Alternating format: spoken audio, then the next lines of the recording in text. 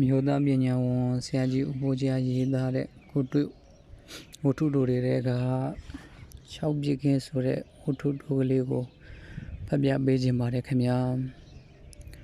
တခါကရန်ကုန်မြို့ကြီးမြင့်တဲ့အမျိုးသမီးကျောင်းစုပေးပွဲတွင်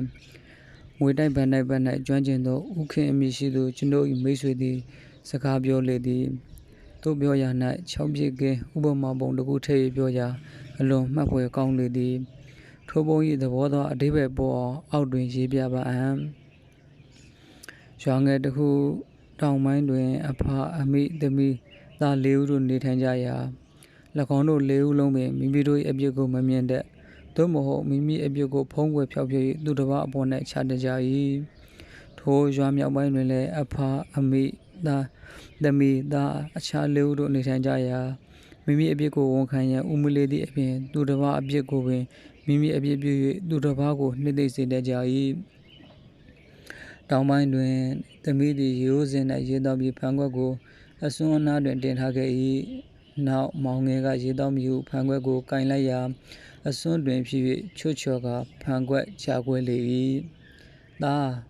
ဟောဗျာဖန်ခွက်ကွဲသွားပြီကွဲမှာပေါ့မမကိုကအင်မတန်ပေါ့ဆဆနိုင်တာဖန်ခွက်ကိုအတွင်းကြနေရအောင်မထားခဲ့ဘူးကြည့်ပါလားဒီအစွန်းဖျားကလေးမတက်ထားခဲ့တယ်ခြေကယူမယ်လို့လုံယုံရှိသေးတယ်ကြားသွားတာပေါ့မမရဲ့အပြစ်ပဲသိရလားမျက်စောင်းထိုးရပြောသည်သမီးအော်ဟုတ်ကလားအင်းတဲတော်တဲ့မောင်ကလေးပဲ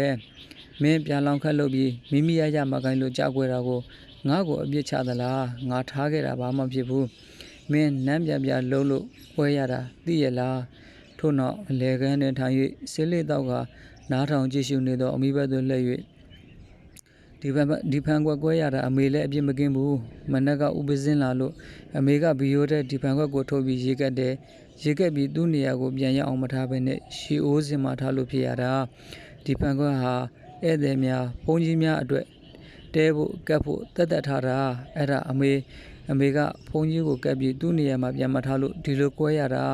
အမေလည်းအတော်ခတ်တာပဲနှုတ်ခမ်းတန်းလန်းပန်းတန်းလန်းနဲ့ပြောသည်အမိအင်းတဲတော်ကြတယ်ညီကအစွန်မှတင်ခဲ့တယ်မောင်လုံးတဲ့သူကနန်းတက်သွားလို့တော့ကြာခွဲတယ်ငါ့ကိုအပြစ်ချသလားကိုအသုံးမကြတာကိုမကြည့်ဘဲနဲ့သူများပေါ်မှာတဲအပြစ်ချတတ်ကြတယ်ညီတို့အမျိုးကိုကမကောင်းတာညီတို့မှာငါသားငါသမီးပဲတဲ့ငါသွေးတစ်စက်မှမပါဘူးညီအဖေသွေးကြည့်ပဲသိရလားခုဖန်ကကွဲရတာလဲညီအဖေဟာတရားခံအစ်စ်သိရလားငါကနှိခွက်ချောဝဲခဲ့ပါလို့မှားလိုက်တာနှိခွက်ကိုမဝဲခဲ့ပဲနဲ့ဟန်ခွက်ကိုမှဖိုးစံတယ်ဆိုပြီးဝဲခဲ့တာကလားအေး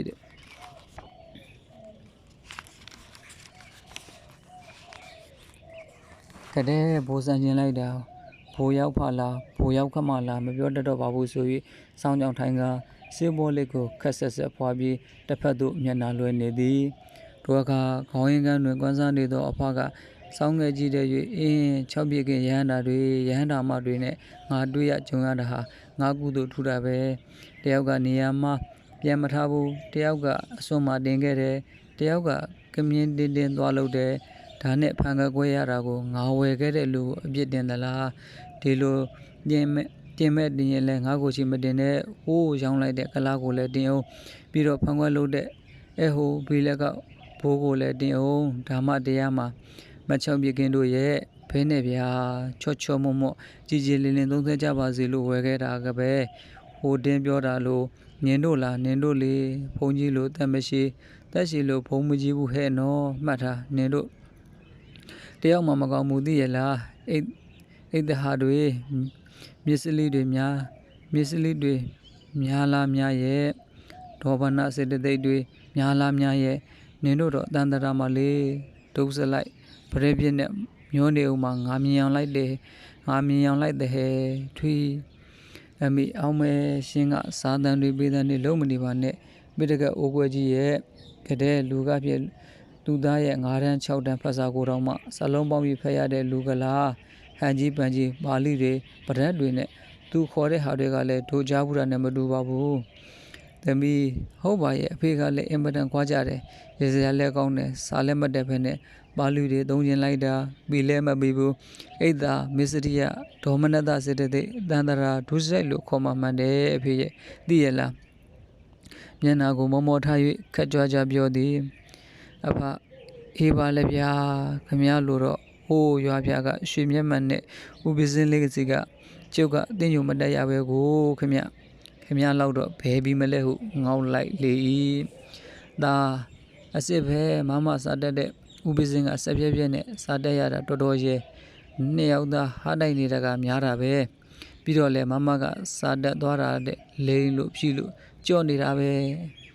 အမိနို့မင်းကကောအရွယ်နဲ့မလိုက်ပဲလူပဲလို့ရတာနဲ့အခုစာမှုပဲကြတာ2နှစ်ရှိပြီမဟုတ်လားသမီးဟေ့မင်းတွေ့ကြရအရင်မပြောနေနဲ့ငါသားအောင်မယ်ဘာဖြစ်လို့မဟုတ်ရမှာလဲဟိုတနေ့ကဘာလဲအမိအလိုမဟုတ်ရင်ညီကအကြောင်းကြီးဖြစ်မှလုံးမလို့လားကဲညီအလုပ်တွေဖြတ်တော့ကြားရင်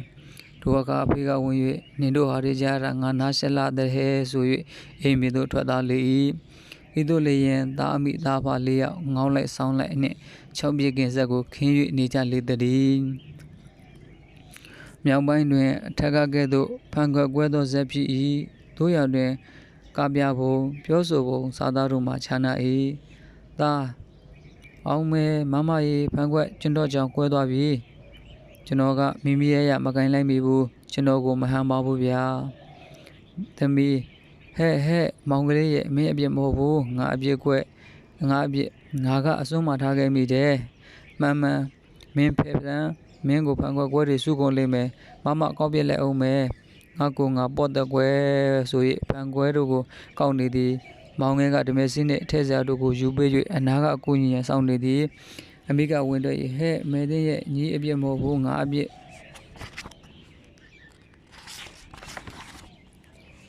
ငါအပြစ်သိရလားဘုန်းကြီးကိုရေကပ်ပြီးဖန်ခွက်ကိုဗီယိုထဲပြန်မထည့်မိဘူးငါကလည်းမိတက်ရောတက်လိုက်တာလွန်ရောဟေးကဲကွဲတာပေါ့ခွဲရင်အသေးရတာဘုပြုံး၍ပြောလိုက်လေသည်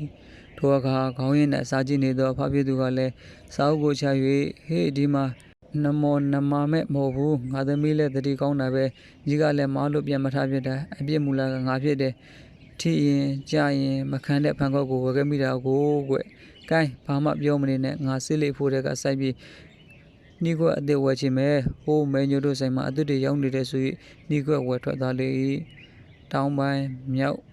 တောင်ပိုင်း6ပြည့်ကင်းဆက်တွင်သားမိသားဖတို့မှမကြေမချမ်းမသိမမြက်တယောက်ကိုတယောက်ဆောင်း၍နေကြသည်တနေ့မဟုတ်နေ့စဉ်လိုပဲတယောက်အပေါ်တယောက်အပြစ်ချနေကြ၍မကြည်မသာမချမ်းမသာဖြစ်ကြရကုန်၏ဤသို့မကြည်မသာဖြစ်နေရခြင်းအပြစ်တို့ကများလာစွာ၏ထမင်းဟင်းပင်ကောင်းကောင်းမချက်မကြက်မနဲ့ကျက်နဲ့ပါလဲအရသာအစီငေါမတဲ့တက်ပြန်ပါလဲစားတော့ရမကောင်းဝမ်းတွေရောက်တော့လေအစာမကြေမအီမသာမကျဲမမာခြင်းအသက်တို့ချင်းလျင်အဆုံးရှိ၏စီဝါရီဘက်ကလည်းထို့သို့မကြည်မလင်ရှိလေသည်ဖြင့်အလုတ်အကိုင်အကျဉ်အစီအထမမြောက်တဲ့ချေတယောက်နဲ့တယောက်စောင်းနေလေသည်ဖြင့်တိုင်ပြမပြုရအကျဉ်ကောင်းညံကောင်းမထွက်ပေါ်ရချန်စီလုံးလေသည်များ၌လည်းချိုရင်ပြတ်ချို၍အကျိုးယုတ်သည်ကများရလေတော့သည်ဤသို့လေရင်6ပြက်ကင်းလှုပ်ချင်းကြ၍စီဝါရီကို၎င်းကျမ်းမာရေးကို၎င်းကိုစိတ်နှပြချမ်းသာရေးကို၎င်းများစွာထိခိုက်လေသည်ထို6ပြက်ကင်းဇတ်သမားတို့မကြာမီပင်ပြည့်စည်ပြိုကွဲဆုံးရှုံးပြောက်ပြက်ကုန်လေပြီဟုကြားရလျင်ကျွန်ုပ်တို့အံ့ဩကြမည်မဟုတ်ချေမြောက်ပိုင်း6ပြက်ကင်းဇက်၏အကျိုးကတောင်ပိုင်း6ပြက်ကင်းဇက်၏အပြန်ဖြစ်၏ထမင်းကျက်နဲ့အဆက်တဲ့အရာတော်ဩဇာပေါ်အစာကြေကျမ်းမှသက်ရှိ၏စီပွားရေးဘက်ကလည်းအရာချောမောလေရ၏ကုသိုလ်ကအလှည့်မသိ၍ကျွယ်ဘိုးကျွယ်ဝမရှိဥစ္စာချိုးတဲ့စီအောင်တယောက်နဲ့တယောက်ကြီးနဲ့ချစ်ခင်စွာကြီးသားပျော်ရွှင်ချမ်းသာရှိကြမည်ကမလွဲသည်လောကနိဗ္ဗာန်ကိုရနေသည်ဆိုနိုင်၏လောကနိဗ္ဗာန်ကိုရသောလောကုတ္တရာနိဗ္ဗာန်လည်းဝေးသည်မဟုတ်တော့ချေဆရာကြီးဦးဖိုးကြား